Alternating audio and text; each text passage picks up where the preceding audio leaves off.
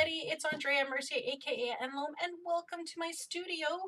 Today's video is a pre-January hashtag video, the content of which is to give some additional information to some people who want to participate in the January hashtag event, which has to do with these two colors here,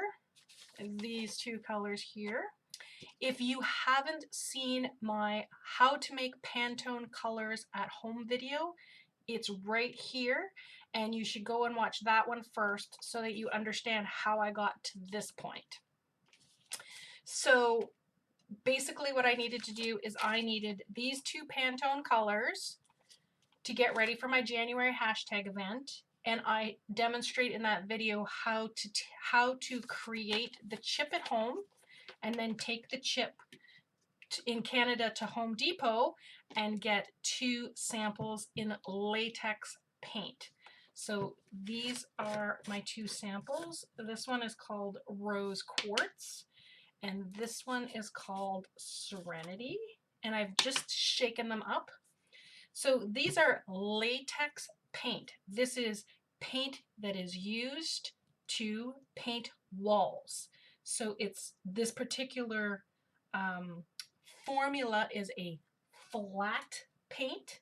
So that's what goes on hallways and in living rooms and stuff like that. And it dries really quickly, which doesn't really make it easy to use in some forms of art, especially the kind that I do, because I like to mix colors and move them around. So I like more open paint, 1, and 2, I want to turn this into an acrylic paint that I would normally paint with on a canvas so that it will have the same staying power. It won't rub off, it can't be dirtied, that kind of thing. So what I'm going to do is I'm actually going to, in this video, show you how to turn a latex paint into an acrylic paint by mixing it with some gloss gel medium.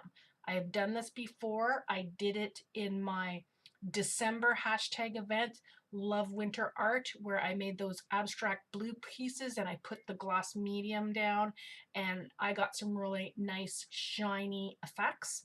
So what we're going to do is I'm actually going to mix this 1-to-1, and what will happen is that it will mix with the gloss gel medium, and the pigment from this flat paint will become incorporated in the acrylic medium, and when I paint it on, it will paint on like an acrylic, and then it will age like an acrylic because the pigment from the latex paint is embedded into the acrylic medium.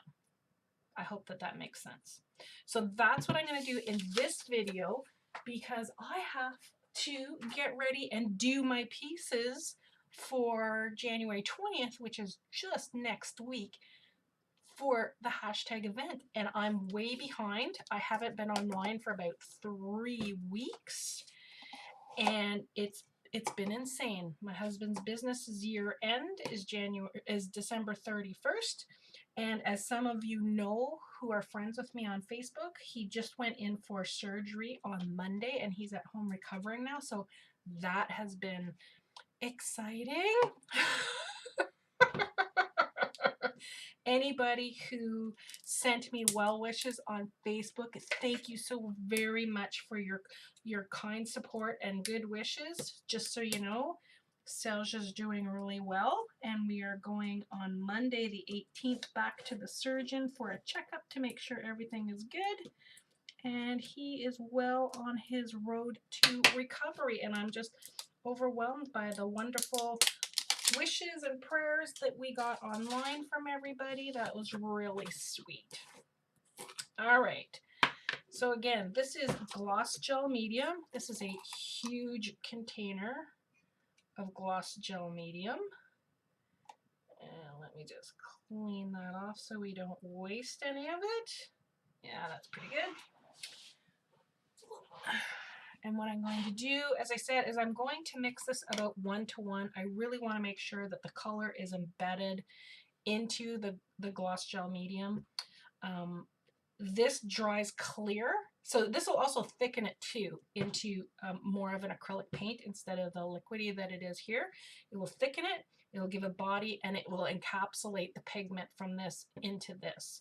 It will not pastelize it. So it's not going to make this a lighter shade because this dries clear. So I'm just gonna put in a goodly amount, which, as I've said before in past videos, is an official measurement. And then I'm going to mix in the paint.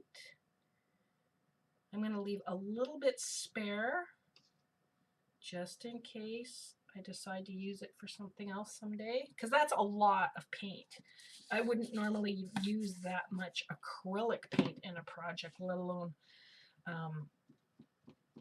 like out of a tube or anything. I would never use that much. So as you can see, it's not changing the color, and it is thickening it a little bit. I mean, it's pretty watery to begin with, so it's not like it will completely thicken up like a heavy body paint, acrylic paint, but it's definitely, just want to make sure I'm stirring well on the bottom. You have to do the sound effects where it's not effective. So there we go. I now have a latex paint that is encapsulated in acrylic medium in rose quartz. So the reason for this video was people who followed the instructions in my first video and were able to match the Pantone colors that they wanted. You can't, sorry. If you go to Home Depot, all they have is house paint. They have acrylic spray paint, but that's no good to you. So they only have house paint. So they only have a latex paint, or they're going to have a oil paint, which you have to, as you do with oil paints that you paint pictures with, you have to use thinners and Verisol, and they also have some gloss paints, and the name escapes me right now. If I think of it, I'll put a little note right here. And again, difficult for cleanup, and that's one of the reasons why I love acrylic paints, is because they're easy to clean up. So for me, it was a latex paint, and then I just kind of acrylicized it. So there's one. There's my lid. Keep that nice and fresh. And then I will fast forward through this one, and we'll come back for some final words.